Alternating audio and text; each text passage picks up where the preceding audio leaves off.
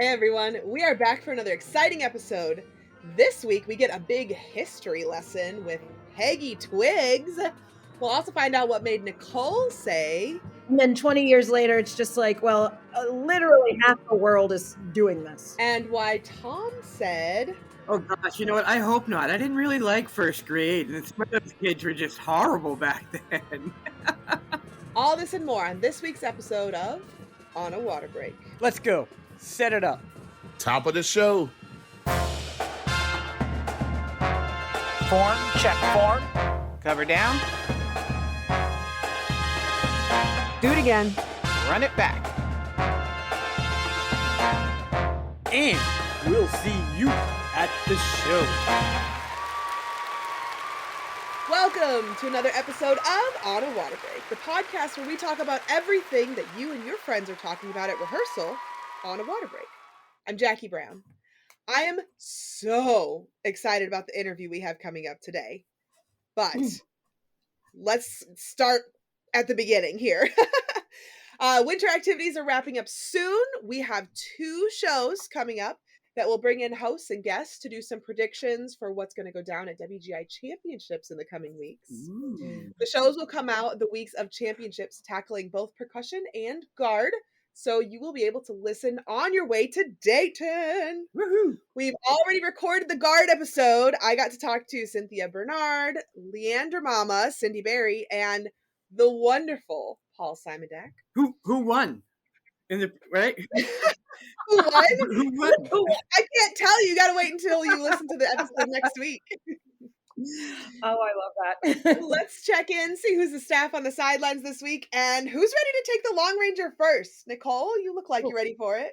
Pick me, please. Yes.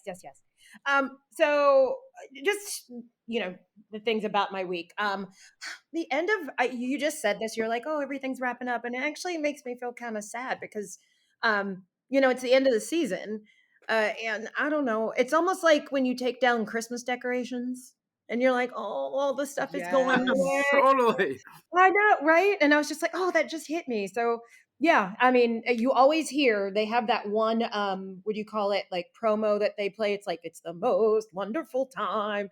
Because yeah, you are seeing family and everything, but it is like Christmas. But we're getting close to the end of the season. I literally just did my last judging show last weekend in Pennsylvania. That was cool. And saw Jeremy and we hung out and took a picture and just got to see how that side did. Oh, and I also ate a Philly cheesesteak in Philly, but later was told I didn't go to the right place for the Philly cheesesteak. No. That's okay. I don't think you can go wrong, and I'm totally jealous because here in California, they just look at you like, what? Yeah. Pass it off to Thom. Yeah, pass it to me. Well, it's we're getting ready here in California for SoCal and Northern California percussion championships. And I didn't even know California had this many schools. Yeah, so that's super awesome to see. The competitive is coming back. Groups are coming back into the arena. That's awesome. So that's exciting here in California. And it is, of course, sunny today. A little chilly, but always sunny. How did the preparations for your percussion episode with Steven go? Well, or are they going, I should say? Tomorrow, Thursday, we're recording that. Ooh, and we have some special guests. I don't know who Steven's bringing. And I don't think he knows who I'm bringing either. So it'll be fun to find out who likes who. BYOG, get your guests and bring them on. Right. It'll be a good time. Well, before we get too deep into our rehearsal, let's perhaps start with our gush and go time right up front. And Nicole, we were talking, I wish we had been recording our pre-show chatter because we were talking about this pre-show. So you jump on that gush and go, girl. Okay. So I am a rookie when it comes to the judging community right now.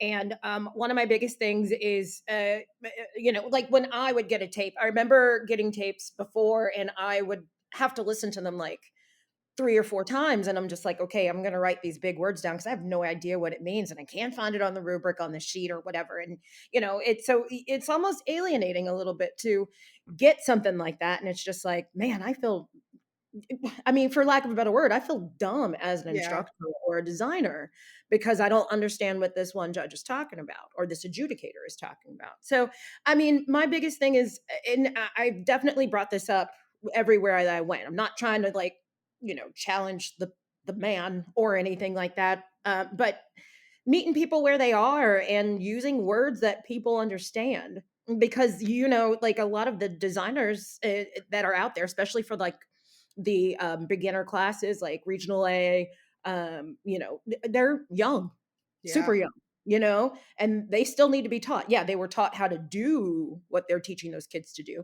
but now they need to be taught how to be that instructor to How those to kids. teach. Yeah. Exactly. And so there was a lot of that for me, and it's just like I have to. I mean, I still challenge it too. I think they call it judge speak. I Yes. just Yep. it irks me a little bit because it's just like with every new generation of show that comes out, and there's new generation of instructors, and there's everything, like, so we're all evolving and changing, so though that language has to evolve too, Yeah. to be able to have that conversation with all the other instructors. That's something we like when people ask, because I did my like level 1, level 2 trainings, and like the when I started doing my local shows after Mhm. doing my training versus before I did my training, I actually got asked like, "Hey, could you like go back like to how things were before you got trained, because like you used to be able to like talk to the guards." And a lot of these guards, they don't, the at least the smaller local ones, they don't necessarily have an instructor. It might just be the band Like, director and he's relying on a student. right, right, and they don't know that. They're just like, "Okay, there's a big note here, let's put them up," you know, Yep. that kind of thing. So I completely I get that, but it's just like, yeah, a lot of us, well, I don't even know if it's a lot of us that do that. But yeah, Tom, you're a judge too. Like, Is it you like have, that in It's percussion? interesting.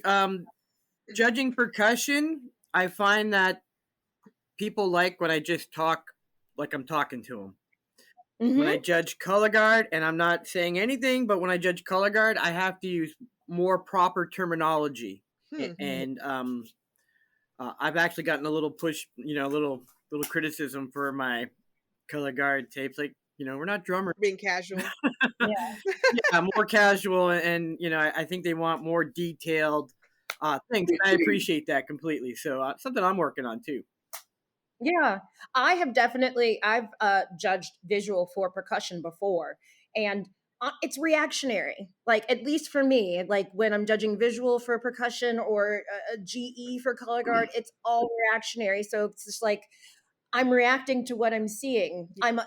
I'm showing you how this is affecting me. For sure. Whether it's positive or negative, it's an effect. And so, yeah, totally. That's my gush, and I think that's what I'm taking away from this season. Like, this is my season. How I'm having it and how I'm, dealing with it. And honestly, too, I listen to myself talk so much between this podcast and then listening to my own tapes that it's Yeah. just like, okay, when I'm using those 5, 10, $20 words, like, do I even believe I know what it means? Well, and like I think a question too, this a really valid question, is who's asking for the more proper terminology? The instructors, other judges. Personally, for me, like with me, it's band directors asking for less of the proper terminology. But like, Oh, I know it's different in different. See, I've never judged WGI or anything like that. So like, who's asking for that on that end of it? You know what I mean? mm-hmm. No, I I understand. think it's you're right. I think it's more directors and designers, not Hmm. the actual techs and people in the trenches. They would probably prefer a more casual conversation. Get to the point. Yeah. Like, get to the point, tell But me yeah, what you need, or tell me what I'm not doing. But then it does all go back to, like, Yeah. know your for sheets. sure. Yeah. Like, a lot of the younger, like, and again, this goes back to that whole circle of where we started this whole conversation just now, is, those younger instructors don't know the sheets, and so if there's a way for us to get them to go back to the sheets and say, okay, this correlates with this, work on that section of the rubric in your show. Yeah. So yeah. Tom, what do you want to gush and go about today? Well, it's that time of year. At my high school, we have started spring percussion classes where we combine the high school and the middle school. It's one of my favorite times of the year. We bring the little kids in with the big kids, and they get like a big fish partner. It's a cool atmosphere. They get ready for the high school. Yeah, so that's a lot of boom boom, Tom. It is. I love boom boom. Can I say that? You just did. You don't have to bleep it out or anything. It'd be all right. Hey guys, sorry to interrupt, but I have something important I wanted to gush and go on about real quick. I just got done recording an excellent episode of Performer Spotlight with Abel Trujillo from the Broken City Snare Line. It's so good that we're actually going to start rolling these out as their own episodes. Watch out, it'll upload all the same places that On a Water Break uploads. But we're going to start putting these Performer Spotlights out to be a little bit long form, a little bit more time with these great guests that I've had a great chance to talk to. So watch for it. Performer Spotlight with Abel Trujillo coming out soon. Same place. Look forward to seeing you there. Back to you guys. Hey, Steven, I know you're not even at rehearsal today, but I'm going to send everybody over to you because I'm so excited for them to hear about the bonus content On a Water Break Performer Spotlights that you have been working on. They are available now. Also, we have a special gush and go with Deb Confrito from our very special interview with the president-elect from NAFME. Go ahead and take a listen to what Deb had to gush and go on about. Hey everybody, this is Deb Confrito. I'm a professor of music education at Temple University and your president-elect for the National Association for Music Education. Just wanted to tell you a little bit about some happy things that have happened in my life and what's going to happen going forward. I just have had the best time this past winter/spring, getting to work with a lot of younger people in the NAFME organization. I am just so thrilled that we have this groundswell of young folks. And when I say young folks, I mean our collegiates, even our folks in Tri-M and the high schools who are a Tri-M a group of folks growing and growing and growing. Also, the collegiates, they just have a wonderful voice. And we want to make sure that the collegiates are heard because the collegiates are the future of music teaching across the country. So we want those collegiates to feel really welcome. And we have more events coming up for the collegiates, including the National Assembly, which is happening in Washington, D.C. in this coming June. I want to extend a personal invitation. If you are a collegiate NAFME member, please, please, please think about joining us in Washington. We are going to do a lot of advocacy work for not just for band, but for all types of music education. We need your voice. I really want those young folks to become the next layer of leadership across the country. I'll be looking forward to seeing you guys. If you have questions about that, you can email me at debconfredo@temple.edu, or you can go to nafme.org for more information. Hope to see lots of you guys there. I want to gush about the fact that, I had a baby like a year and a half ago now, and I kind of have not really done a lot of instructing since then, just because it's hard. But I am going to be doing a clinic in just a couple of weeks. April 22nd, I will be in West Virginia at the University of Charleston doing a color guard clinic. We're just going to go and spin some flags and have a fun day, push a little bit of boundaries, especially for kids who are in high school and thinking about going to college. We want to do a nice big recruitment push. The University of Charleston is one of the few colleges in the country that offers a color guard scholarship. So wow, that's exciting. If you've been interested in anybody who's been interested in like checking out their campus and wants to go see what it's like to be on a college color guard, or just check out the facilities, or meet me or whatever, we'll spin and have fun. Back in the day, I did one summer choreographing for the University of Dayton, but it was also like 4 different shows. They don't do one show, they do like a bunch. That drives me crazy. Well, it drives me crazy. It's cool, But also I'm like, I don't know how they do it. Cause like even when I was in college color guard at Mizzou, we did a different show every week. And I don't understand how they do that. Like Oh. a new show every single week. It's crazy. Well, I just okay, I need to get on to the next part because oh my gosh, you guys, I'm so excited. I've been working on this all month and it is finally, I say all month, it's April. I was working on it through the entire month of March. And I'm so excited to bring it to you finally. This is the Peggy Twiggs interview. So, if you have been a member of Color Guard in the past 50 years or so, you may have heard of an advanced flag spin called the Peggy Spin. This is a technique that was created alongside many of the moves that we now consider basics by a wonderful woman whose name is Peggy Twiggs. She created these when she was a member of the 27th Lancers back in the 1960s and early 1970s. She's had a wide-ranging effect on our activity, first as an instructor, and then in 2005, she was inducted into the DCI Hall of Fame, and then later, WGI inducted her into their Hall of Fame in 2017. Unfortunately, she's been battling a brain disorder that prevents her from speaking. It's called progressive supranuclear palsy. She's been battling this for the past several years, but she still finds ways to communicate with her closest friends and family from as far back as her childhood. So we are super blessed on the podcast for having to have someone here to talk to us today. With Peggy's full support, she has approved all of this. Her name is Ann Fields, and she is one of Peggy's earliest color guard friends. So everybody grab a flag and let's get out there with Peggy Twiggs. I'm getting in the front of the block. Hey, this is Nicole, one of your hosts for On a Water Break, and I want to tell you about the Cookout. The Cookout is an event celebrating people of color in color guard. This event is happening in Dayton, Ohio, April 16th, the day after WGI finals at the Courtyard Marriott Hotel, aka headquarters. There will be presenters and speakers, networking opportunities, food, and more. To get more information on how to get your tickets to go to the Cookout, visit marchingcookout.com or visit our Instagram. It's the Cookout CG, or our Facebook page, the Cookout. We can't wait to see you there.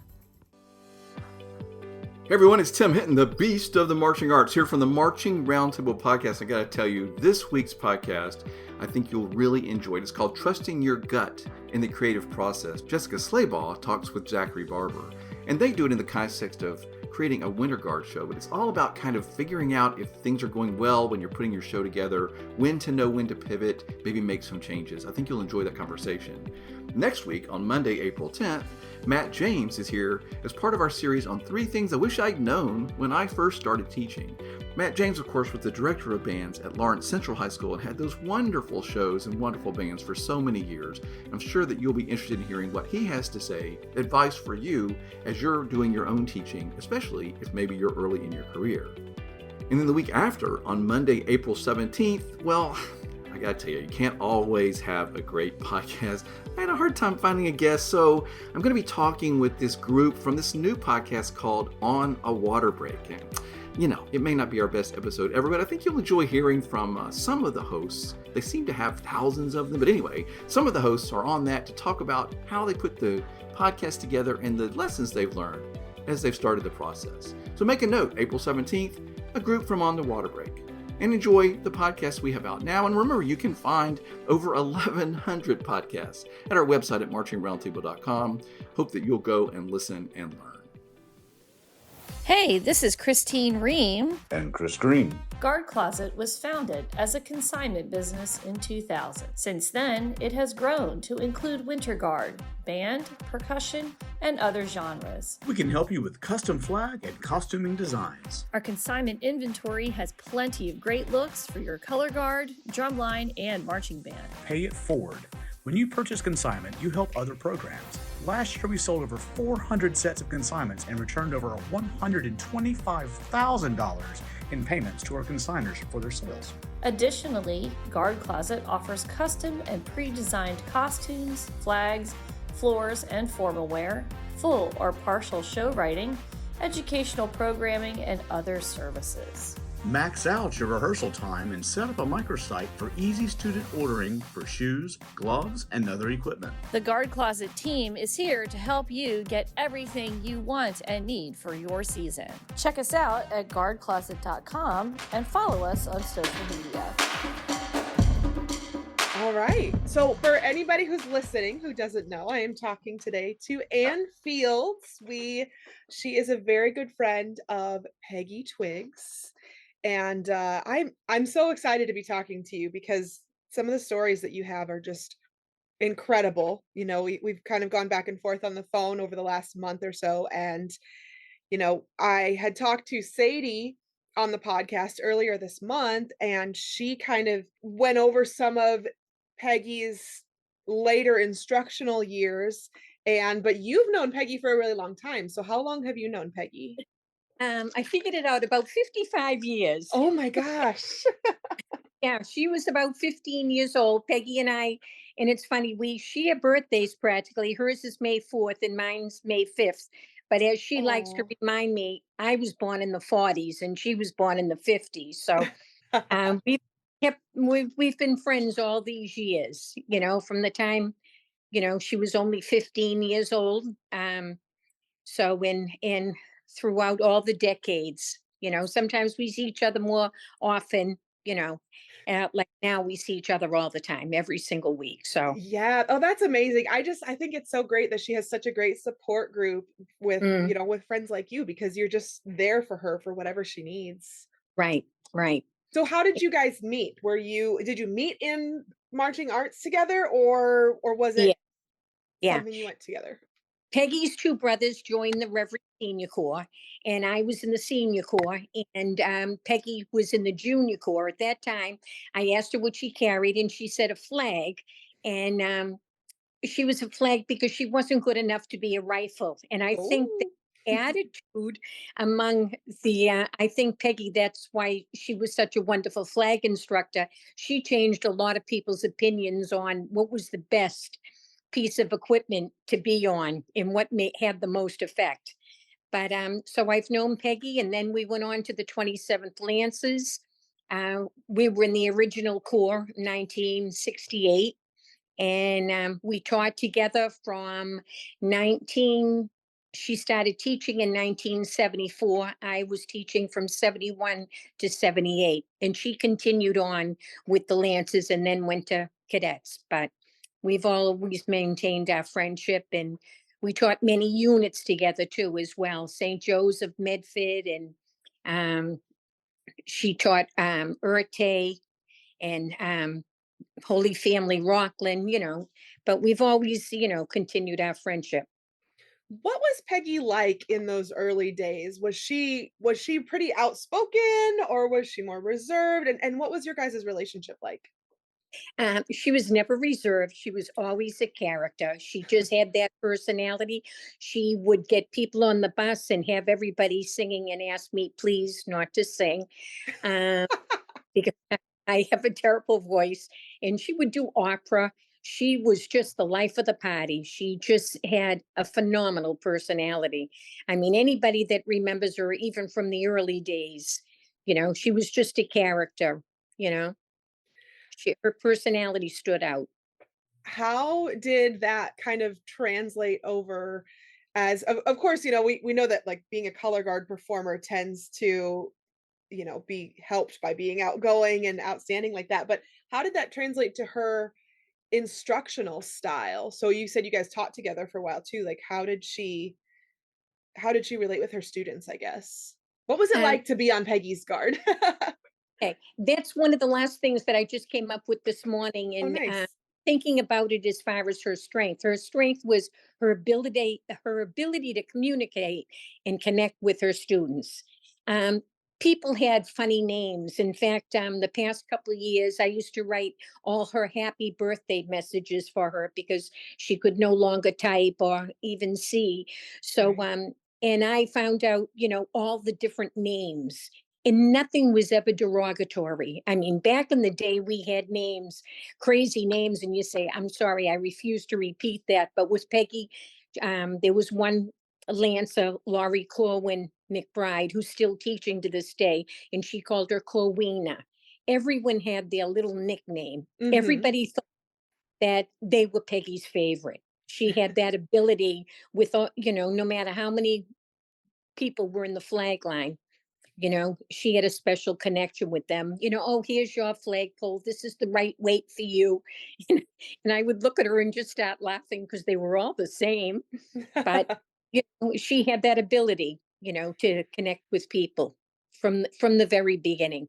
You know. That argument over this is my flag, this is my flag. No, they're all the same. No, they're different. That still goes on to this day. I can tell you. Oh, really? Oh, we work with I work with so many guards, and that's literally it's ubiquitous. It's everywhere. mm. So, what drew you to be friends with Peggy in the beginning? How did you decide you wanted to connect with her? What started your relationship?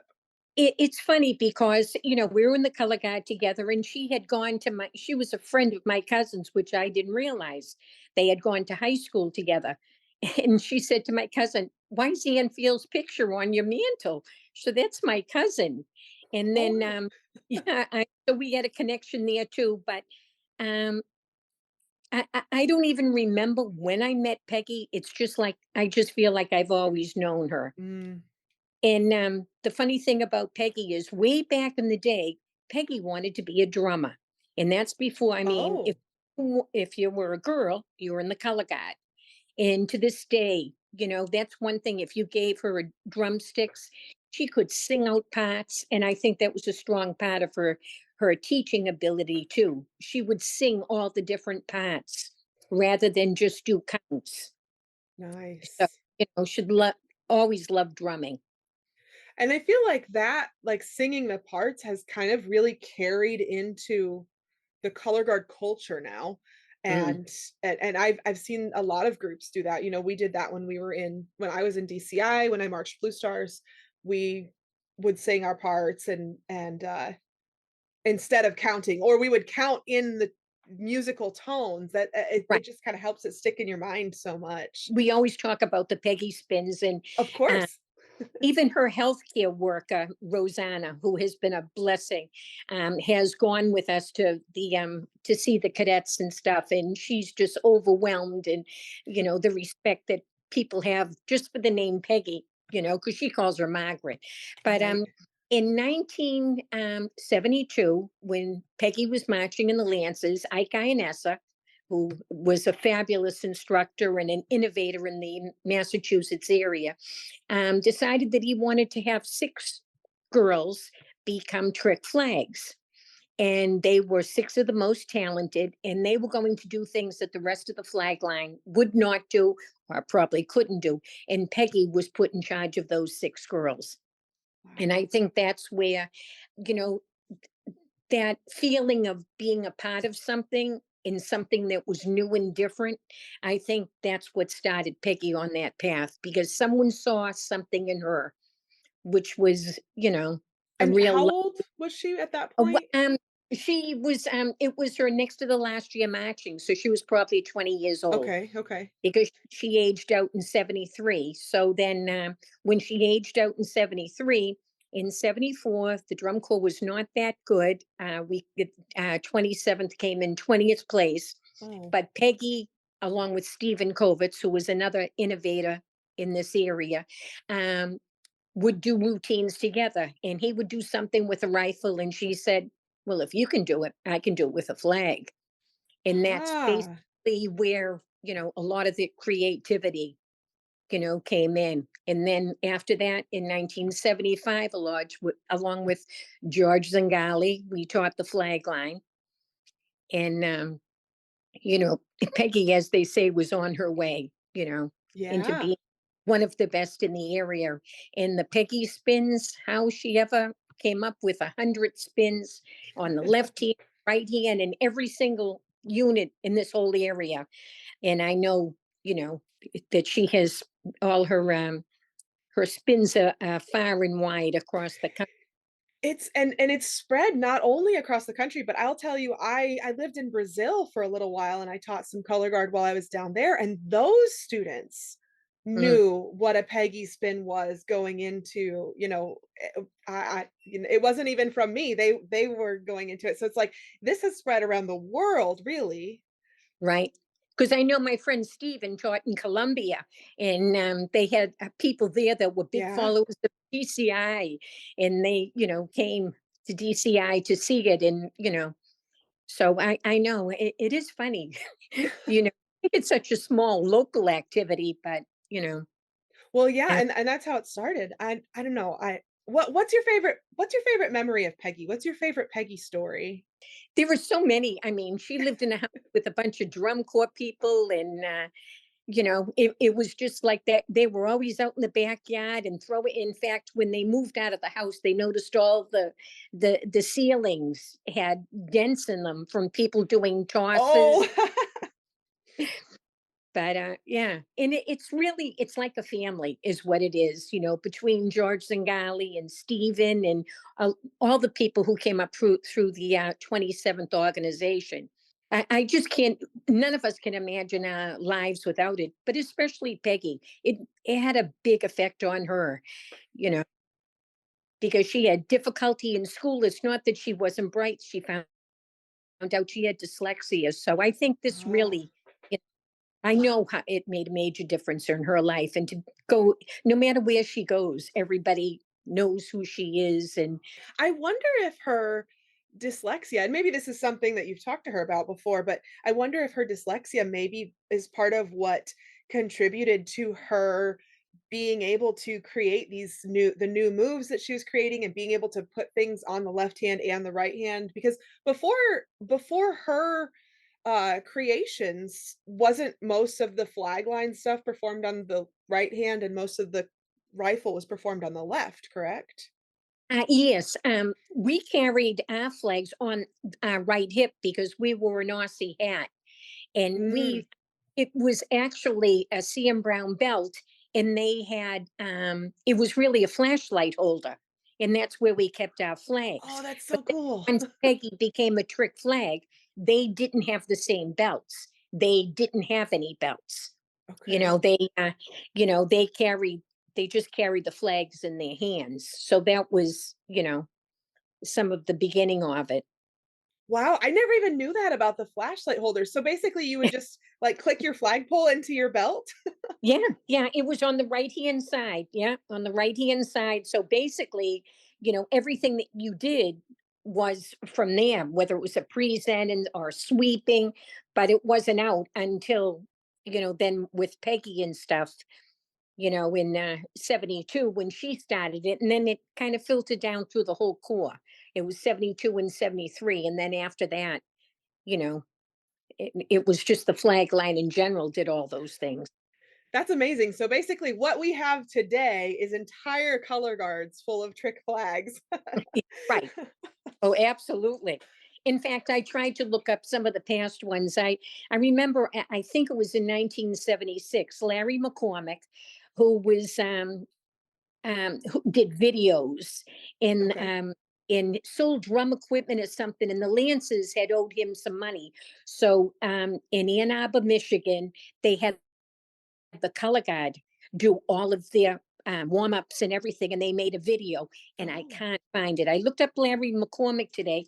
The only thing I can find is um, about the 1980 Lancers. When you look at the 80 Lancers, you can see the kind of flag line. And so then when you see cadets and stuff, after you see the 80 Lancers, and then Peggy said she went to cadets in 82, and she and Okay. George and Jerry Corradino as well. We lost, all those people on the staff went to cadets at that point.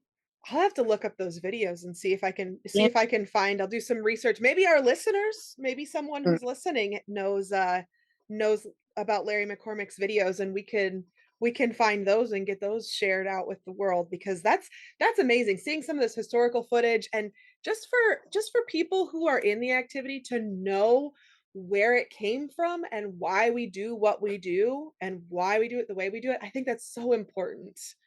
And Larry McCormick also had other people. I don't know whether Mickey Kelly was one of the people that showed a flag, and they had different rifle people. So they had all these videos that if you were learning before, they had camps. Basically, around the time we used to do band camps and stuff, and they would fly staffs in, to work with them. But I Right. know they had videos of this too, you know.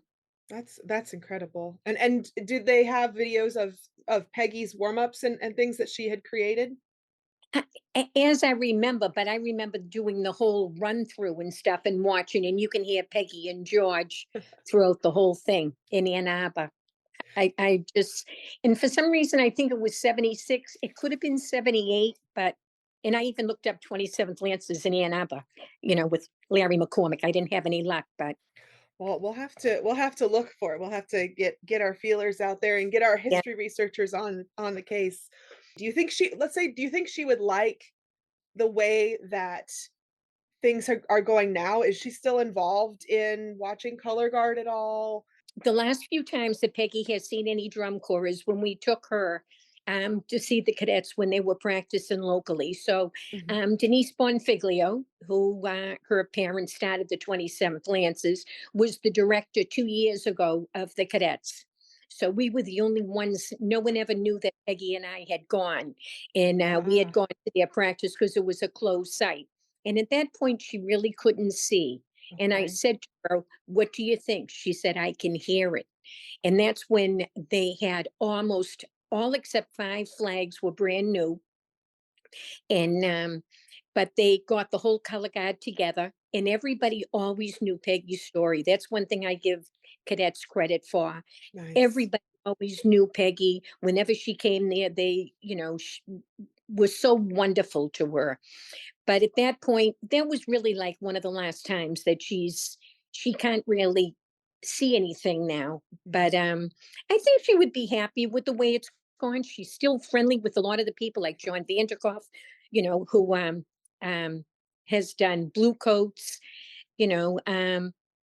I think like myself, I still am a supporter of the drum corps.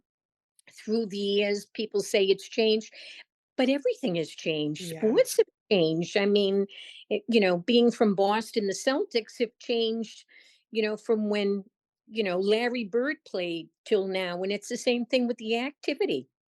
Yeah. It cost a lot of money. And someone like Peggy wouldn't have been able to join drum corps Yeah. in this day and age. I think there's a lot of barriers now too that I don't know that I would have been able to join it now if I was young. It's so much more difficult. I think it's more expensive, and the standards just keep going higher and higher every Oh, yeah. year. Oh, definitely. Yeah. Would You know, you or do you think Peggy would be all right with you talking about kind of what has happened to her, what is going on with her, that she doesn't have very good vision and has trouble communicating now? Well, I think the best thing about it is for people to be aware of, what some other people, you always say everybody has a story, and this is Peggy's story. 14 years ago, she started to lose her balance, and she was diagnosed with supranuclear palsy, Mhm. which is a neurological disease. And in that time, she basically needs 24-hour care. Mhm. Sadie has been wonderful and has set up a foundation, and through the years, people have raised a lot of money to help with Peggy's care. The cadet girls, I say girls, they come every year, visit her, and spend the afternoon, and they'll bring out their flags along with Rob Godin too. Has been wonderful. He'll show up and visit with the cadet girls and with Peggy. So the disease has progressed, and right now she doesn't have any ability really to speak. It's a Yeah. thumbs up bar, and she's lost her vision. but her sense of humor, if I say anything wrong, she'll just look at me and shake her head. Her brain is unbelievable. That's something that they say that she's survived a lot longer than most people that have this this type of palsy. Right. Yeah. Usually they live about 7 years, and she's going on 14 years. Wow. I think that's just such a testament to you and to her wife Denise and everybody and Sadie, of course, and everybody who's been Oh, supportive of her. That yeah. that's just awesome. She's had so much help. What is something that you think Peggy would want today's color guard performers and young instructors to know going into the new season? As we wrap up WGI, we're going into DCI again. Like, what do you think she would want to let them know, like, as advice for the season? Yeah. You know what? Peggy always treated everyone the same. In other words, years ago, if you were a rifle or saber, it was considered better, that you were more talented. And I Yeah. think Peggy's one of the ones that really made it known that, you know, um, a flag is a very important piece of equipment and adds so much to the show. And I think people know that now. I know with George Zingali, when he had his competitive color guard, he was one of the first ones to put everybody on the ending, and everybody had flag. Yes. Yes, the So big flag feature closing. yeah. So I don't know. It's really hard to know what she would want to say to people, as much as, I mean, I haven't taught with her since 1978. Mhm. And, our friendship has taken a different form. Fortunately, she lives very close to me. She used to walk over with her dogs. You know, the doorbell would ring. There'd be Peggy standing there with one or two of the dogs. So, yeah, I'm not really sure. I know she's really happy that people still think of her and admire her for what she did, and she just did it out of sheer love. She just loves the activity, and they're her family, the cadets. I mean, she was with Star, she was with so many different units. You know, Right. Yeah. And I mean, and it's so great that she was able to spread that sort of progressive influence Mm. so far throughout our activity. I love it so much. Well, and thank you so much for all of your help with this and, for being such a great friend to Peggy and for Yeah. being able to come on and talk about her on our show. This has been really awesome getting to meet you and getting to talk to you. And it's wonderful what Sadie has done too. And Sadie was concerned that people would think that she was part of the Peggy Spins. And I said, you don't understand, Sadie. Peggy just thinks the world of her and Sadie's been such a wonderful friend to her. So I said, no, Peggy's not like that. It's not about her, it's about the activity and the friends. Well, and if anybody wants to help out with that, with some of the work that Sadie's doing, there's actually on Facebook, there's a group that's called the Peggy Twiggs. Actually, I think it's called the Margaret Peggy Margaret, Twiggs Fan it, Club. it is. And you can join the group. And I know Sadie does fundraisers in there, and Yeah, there's a they'll lot do. of people who share like old memories from the good old days of drum corps. Right. In fact, I know many times, like we go to Allentown, and she'll have people in the back, and they'll meet and stuff and do Peggy spins and, uh, you know, just to keep people together. You I know. love that so much. I Yeah. I need to get back up to Allentown again and Oh, jump I in on love. this. Yeah. Well, thank you very much for all you do to, help the activity and stuff. And even though I've been in the activity for many, many years and people kind of put it down, it's still entertaining. And you know what? Those kids still build the same friendships that we did way Mm, back in the day. And that's what it's all about. absolutely. Absolutely. Well, thank you so much for taking the time out to do this. It's your contributions too are so, so, so appreciated. Yeah. Thank you.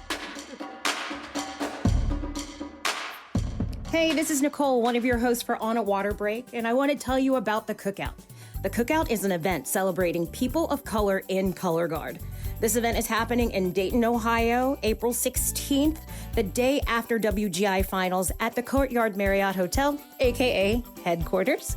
There will be presenters and speakers, networking opportunities, food, and more. To get more information on how to get your tickets to go to the cookout, visit marchingcookout.com or visit our Instagram. It's the Cookout CG, or our Facebook page, The Cookout. We can't wait to see you there. Hey everyone, it's Tim Hinton, the beast of the marching arts, here from the Marching Roundtable podcast. I gotta tell you, this week's podcast, I think you'll really enjoy it. It's called Trusting Your Gut in the Creative Process. Jessica Slaybaugh talks with Zachary Barber, and they do it in the context of creating a winter guard show, but it's all about kind of figuring out if things are going well when you're putting your show together, when to know when to pivot, maybe make some changes. I think you'll enjoy that conversation. Next week, on Monday, April 10th, Matt James is here as part of our series on 3 things I wish I'd known when I first started teaching. Matt James, of course, was the director of bands at Lawrence Central High School and had those wonderful shows and wonderful bands for so many years. I'm sure that you'll be interested in hearing what he has to say, advice for you as you're doing your own teaching, especially if maybe you're early in your career. And then the week after, on Monday, April 17th, well, I gotta tell you, you can't always have a great podcast. I had a hard time finding a guest, so I'm gonna be talking with this group from this new podcast called On a Water Break. And, you know, it may not be our best episode ever, but I think you'll enjoy hearing from some of the hosts. They seem to have thousands of them, but anyway, some of the hosts are on that to talk about how they put the podcast together and the lessons they've learned as they've started the process. So make a note, April 17th, a group from On the Water Break. And enjoy the podcasts we have out now. And remember, you can find over 1,100 podcasts at our website at marchingroundtable.com. Hope that you'll go and listen and learn. Hey, this is Christine Ream. And Chris Green. Guard Closet was founded as a consignment business in 2000. Since then, it has grown to include winter guard, band, percussion, and other genres. We can help you with custom flag and costuming designs. Our consignment inventory has plenty of great looks for your color guard, drumline, and marching band. Pay it forward. When you purchase consignment, you help other programs. Last year, we sold over 400 sets of consignments and returned over $125,000 in payments to our consigners for their sales. Additionally, Guard Closet offers custom and pre-designed costumes, flags, floors, and formal wear, full or partial show writing, educational programming, and other services. Max out your rehearsal time and set up a microsite for easy student ordering for shoes, gloves, and other equipment. The Guard Closet team is here to help you get everything you want and need for your season. Check us out at guardcloset.com and follow us on social media. So yeah, that was my interview with Anne about Peggy Twiggs. Oh my gosh, I absolutely had such a great time talking to her. I think it's amazing how they've been friends for so long, and she still goes to visit her once a week, and they're doing all these things to make sure that like there is, you know, still a piece of Peggy in the world, and people still get to communicate with her through her friend. Oh yeah, you know? for sure. And to see all of that, like, I think that's awesome. Like, honestly, if you really think about it, like I mastered Peggy Spins before I mastered drop spins. I don't know if that. Oh my gosh. Was to go right. And I don't know if that was the way it was supposed to go. But now every time I hear about Peggy, I'm just like, I love your spins. I love your work. Well, and that's one of the things, like just having those people around her, I think is a really big reason why she has like outlived her life expectancy of this disease so much, because she just has so much support from her family, from her friends who come and visit her. And there's just such a good structure there of people that love having her in her life, that she just can press through and has something to look forward to every day. Right. And with that, I mean, it was she's 70 now? I think so. I think we didn't talk about her age, but I think she's in her 70s. Okay. Right? I don't think we're allowed ever to ask that, are we? I was just making, doing the math.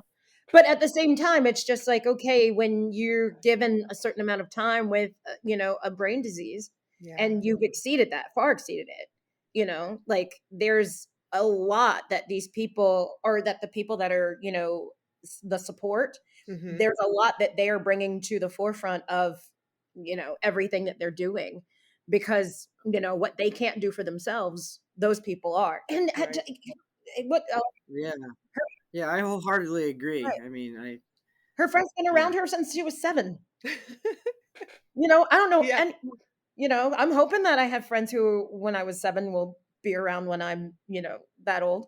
And then, Oh gosh, you know what? I hope not. I didn't really like first grade, and some of those kids were just horrible back then. but the fact that she has been in DCI, I mean, and honestly too, I mean, I know 2017 and then 2015, those are the 2. 2005, she was inducted to DCI, and then 2017 was WGI. Yeah. Okay, Yeah. so I'm glad that she was able to see those. Yeah.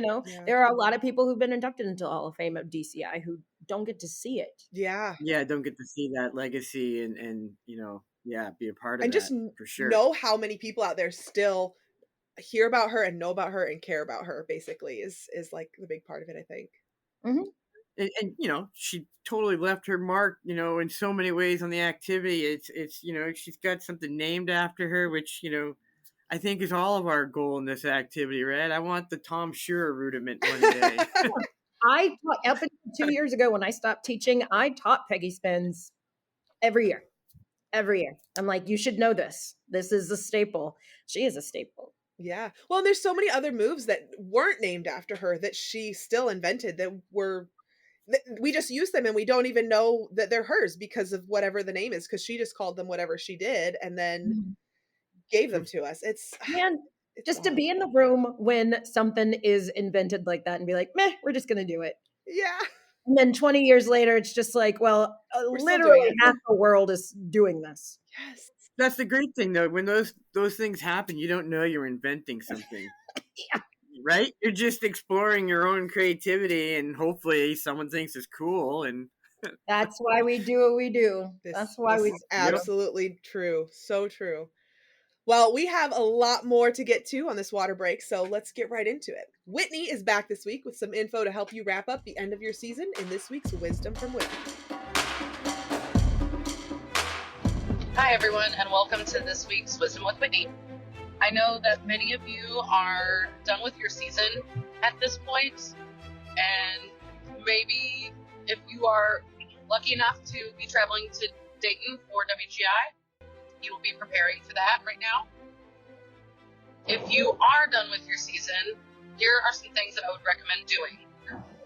That you are taking apart all of your equipment from the season, retape every single thing, strip everything down to the bare piece of equipment that you can, wash all of your show silks, retape rifles, check for rifles that may need to be thrown away or fixed in some way, and just make sure you are keeping a clear inventory of what you have, what you want to sell, guard closet, and what you may want to reuse for another season. Also, make sure you are cleaning your tarp before you put it away. Take some good pictures of it. Take pictures of your props. Have those prepped to either be stored or sell them if you can. It's always easy to get a little bit of money back from all of your really expensive purchases if you can. You just have to put in the time and effort to post them or send all of your stuff somewhere to be resold in your closet. But other than that, I hope everybody has a fabulous WGI week. I can't wait to see everybody there. It's going to be amazing. Happy end of everybody's season. If you're actually done or if you're about to be done, I hope it is fabulous. Thank you. Thanks, Whitney. What are the things that you all do when you're closing out one season and getting ready to start the next one? Cry. But Same. I mean, okay, so one of my biggest things too is sorry, my phone rung. One of the big things. I'm running out of time all of a sudden, like dun dun dun, like the Academy Awards. I know. Well, you want to, when you're finishing up, like my biggest thing is, okay, let's make sure that everyone is thanked. And so I always had a box of thank you cards. And it's not just like everyone in the Guard. I always wrote everyone in the Guard a thank you card, but like also I sent a thank you card to the people that made our uniforms. I sent a thank you card to people who made our flags, to the parents that were there at each show. And then I knew how to get in touch with the people who drove our buses, so they got a thank you card. Like, I think a thank you goes a long, long way. And if you can't give them money, just showing them that they are appreciated. And yes, because like honestly, that time, like if you tell them thank you one year and you need them again the next year, then it skips with all those introductions and you already know each other. There's and there's more that comes with that. Not to mention, like, there's so much more that comes out of it when they know what you're doing, what your group's doing, and how hard they work and everything like that. So thank you. And they know they're appreciated. They're willing to put that effort in again when Oh you need them in the gosh, future. we're here learning life lessons, but please and thank you go so far in life. You would never know how many people just don't say it, and they just, okay, well, see you next year, same time next year. And it's just So, no. One thing that we do is like we take care of our equipment, like we strip down our flags and put everything away properly and whatever. We wash everything. Tom, do drummers have a similar thing that they do? Oh, sure. But a lot of programs are going straight into fall season already, so they're going to start spring and summer drumming. But we do end of a season inventory, strip down the keyboards and take all the unnecessary gadgets and toys off that we had in the winter, for a fresh slate and palette for the fall season. Do you take the wraps off the drums and everything like that too? My school, we leave them on well into the fall until we have the new ones. Okay, got you. But some schools take them off right away and inventory it, and there it is for future seasons, perhaps. True story. That literally is just like what we do. I used to call it strike day. Like Jackie said, we'd strip all the flags off the poles and everyone would wash them. Like, it's like, okay, how many flags do we have in this bag? All right, you take it home and wash it and bring it back. Make sure they're folded.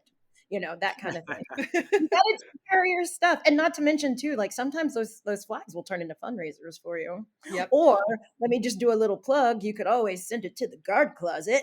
Yes, send your equipment to Guard Closet. We turn around. Well, we bought most of our stuff from the Guard Closet, so we turn around and there you go. Resell it so we can buy more from the Guard Closet. Yes. And if you do it for consignment, I mean, this is not a paid advertisement, but if you do it for consignment credit, you make even more money off of it than if you do it for a check. So it's awesome. Okay. So, hey, wait, let's go to our next segment. So our friends at the Drum Major Leadership Academy are giving us some leadership and drum major tips each week. So take it away, DMLA. Hey everyone, this is Beth, one of your On a Water Break hosts. I am here in Epcot with one of my groups since I'm a group travel planner with Peak. And I know you're expecting to hear Joshua today with another great tip about DMLA training. But guess what? We are working on an actual new piece and feature for this podcast, all about drum majors. And you're going to have to stay tuned to find out what it's going to be about. So looking forward to that, and we'll see you next week. All right, so now it's time for us to get our history lesson of the week. So each week, marching arts, pageantry, museum folks are going to give us a little bit of history so we can know what came before us and know that we have tons more stories that will come. So take it away, Bill. Hey everybody, this is Bill Ives from the Marching Pageantry Arts Museum in Upper Darby, Pennsylvania, with this week's fascinating snippet of marching pageantry history. Very early on a July morning in 1971, Blue Rock departed from Penns Grove, New Jersey, en route to compete in the prestigious CYO Nationals competition at Cawley Stadium in Lowell, Massachusetts.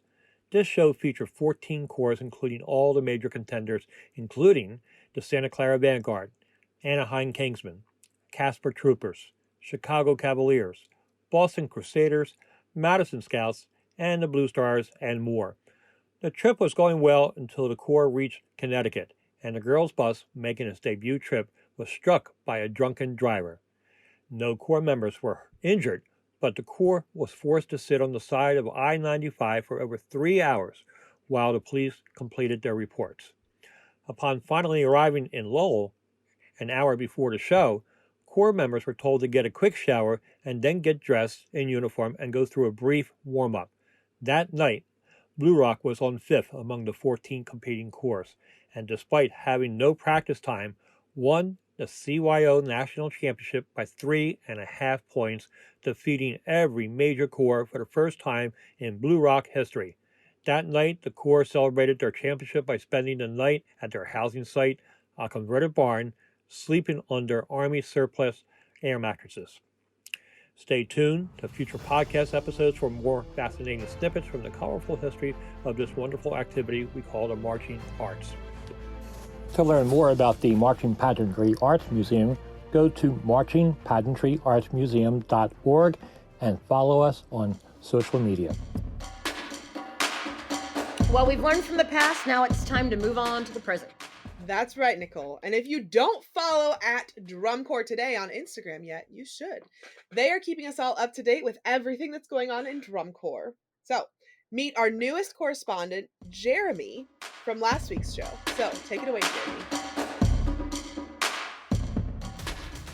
Hey everyone, Drum Corps Today with another Drum Corps news segment. First up, we have the rehearsal camps that are coming up.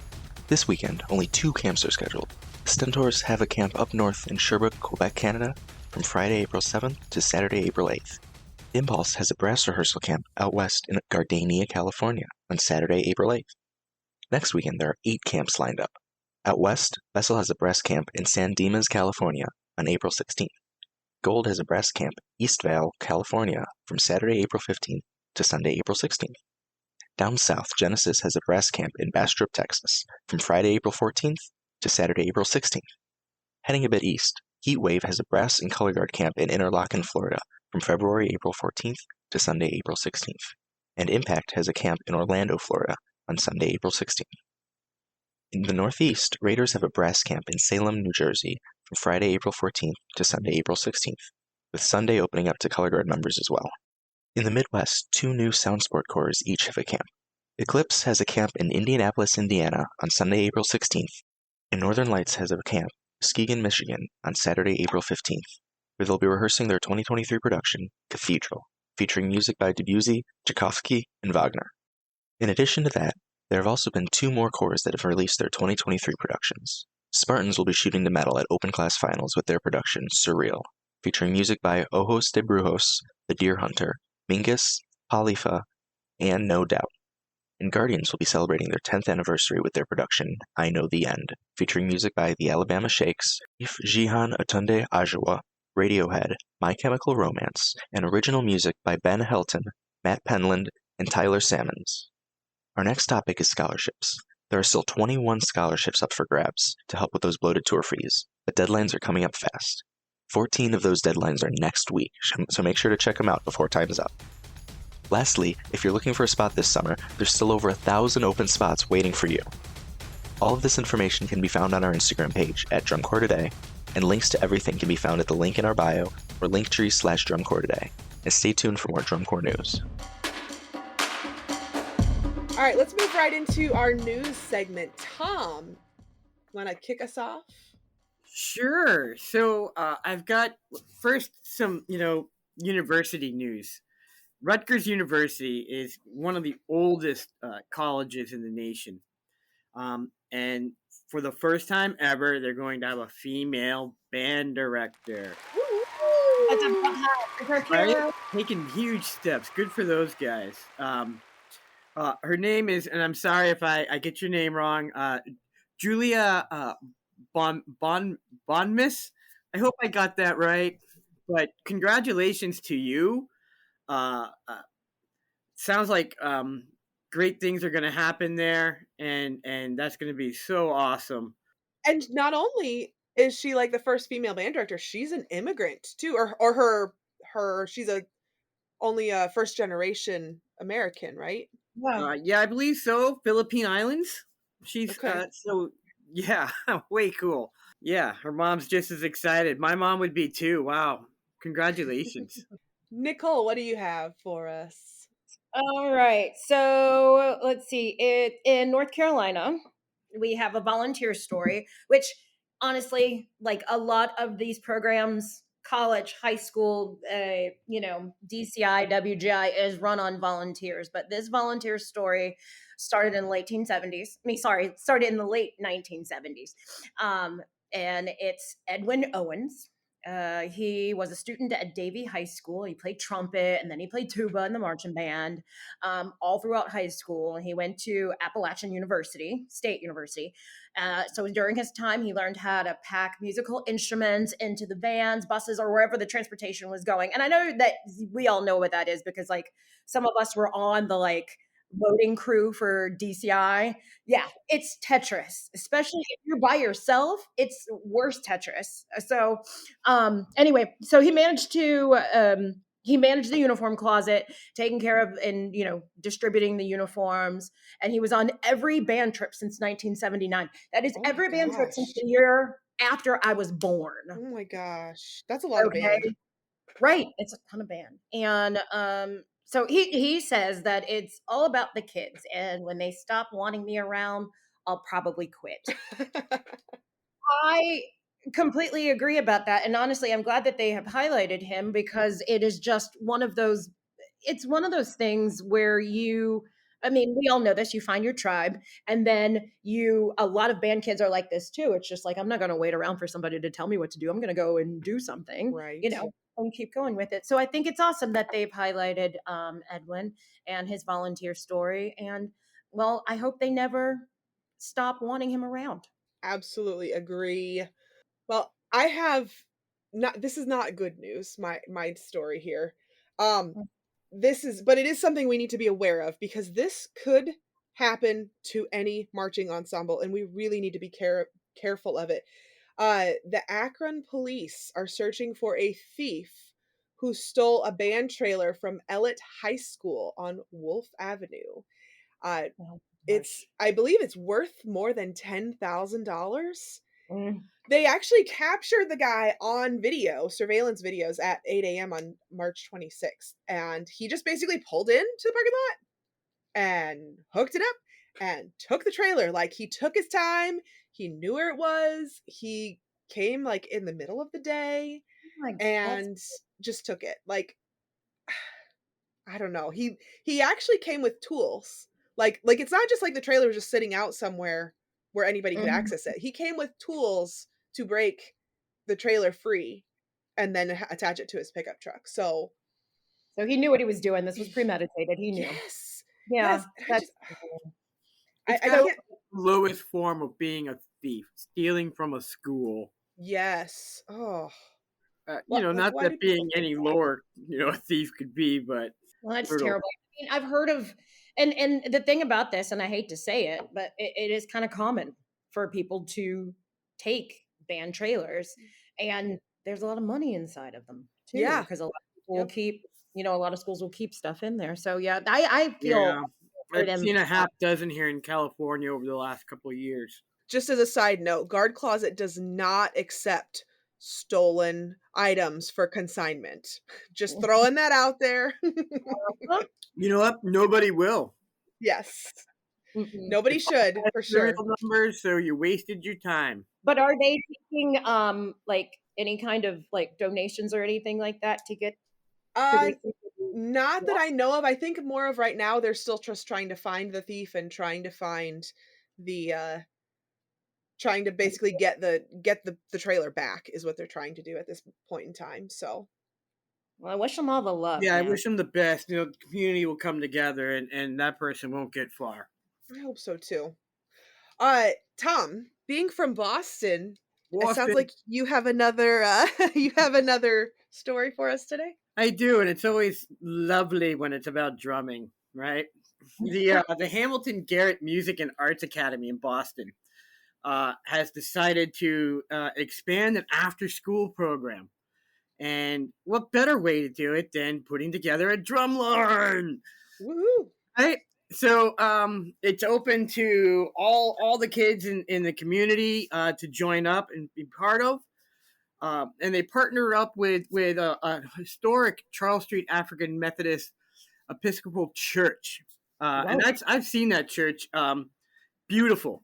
So you want to drum, be part of the community, go check that out. And it sounds like such a cool program. And anytime you can add a drum line to anything, it's a great fit.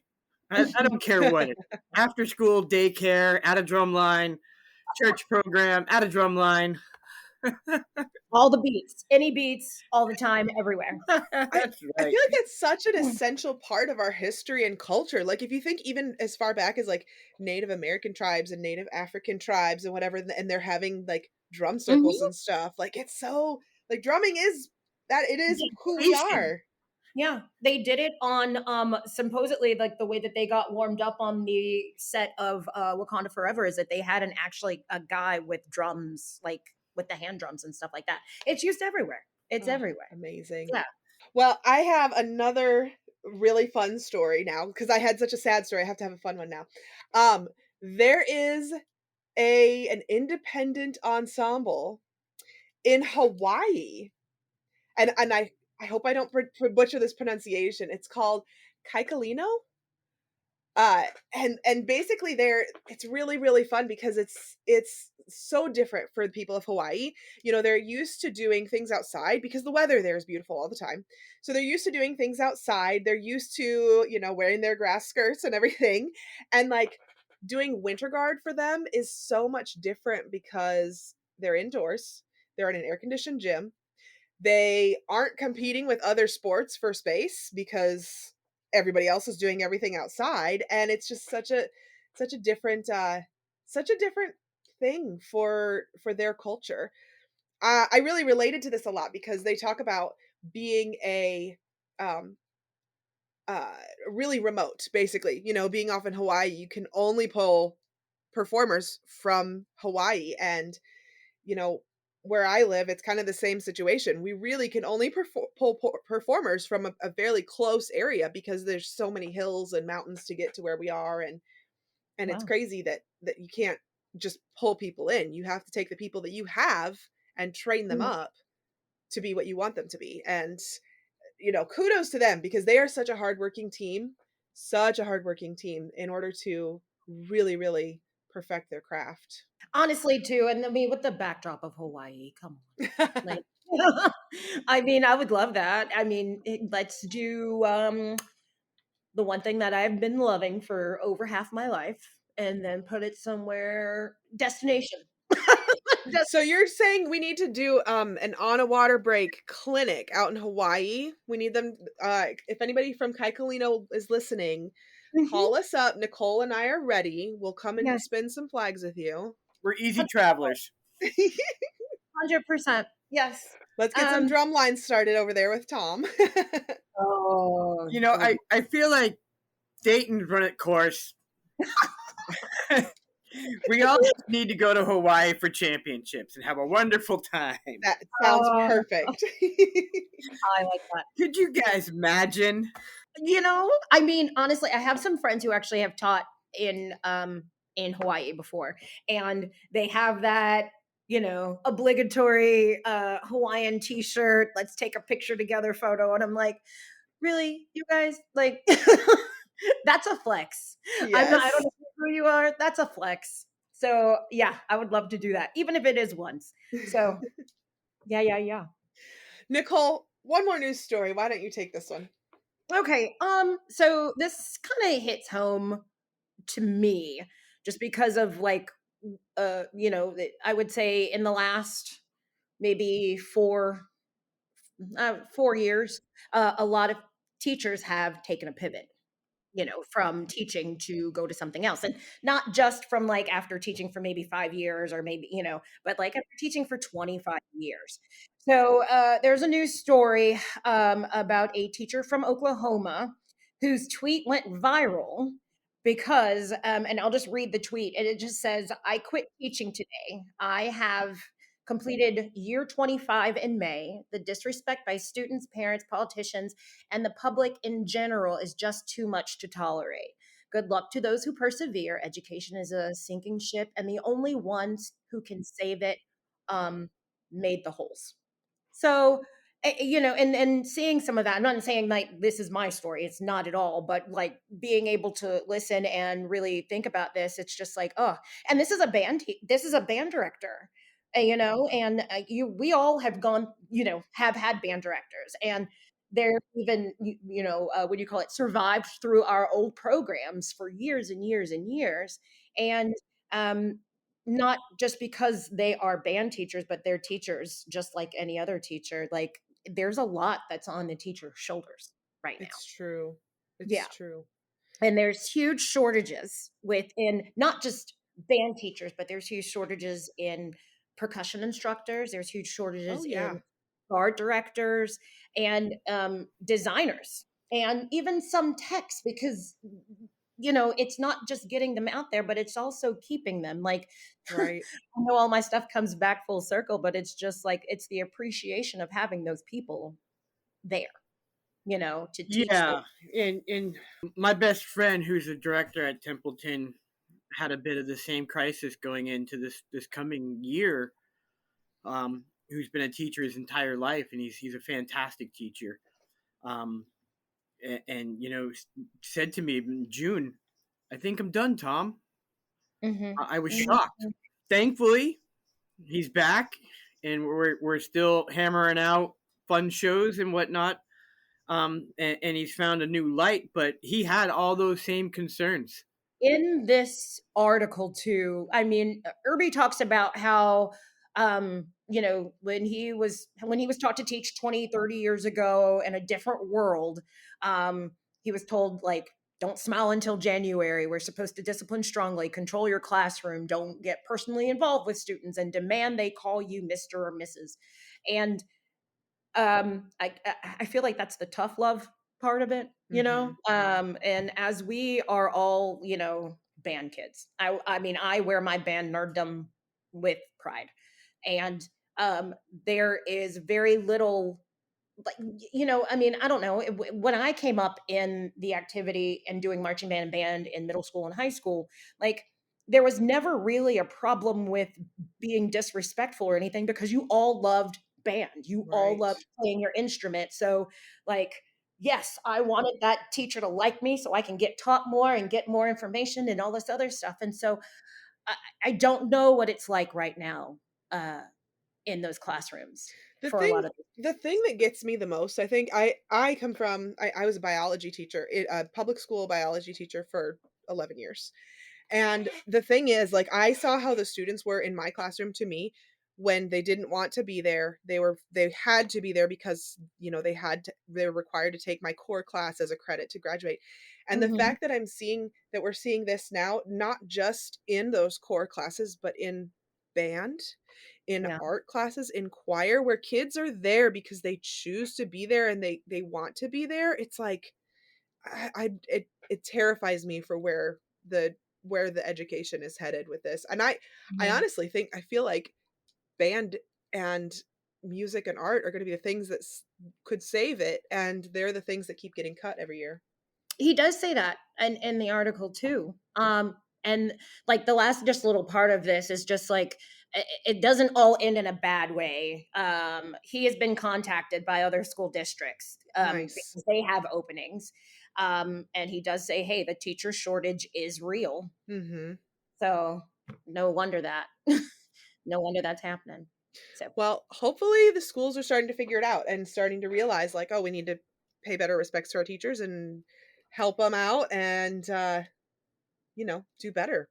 Mm-hmm. I know here recently, the school district that I used to work at got a pay raise. So maybe they're starting to wake up to it. So hey, there you go. All right, everybody. Thanks for a great rehearsal this week. Thank you to our hosts, Tom and Nicole. You guys are so wonderful to chat with. You're welcome.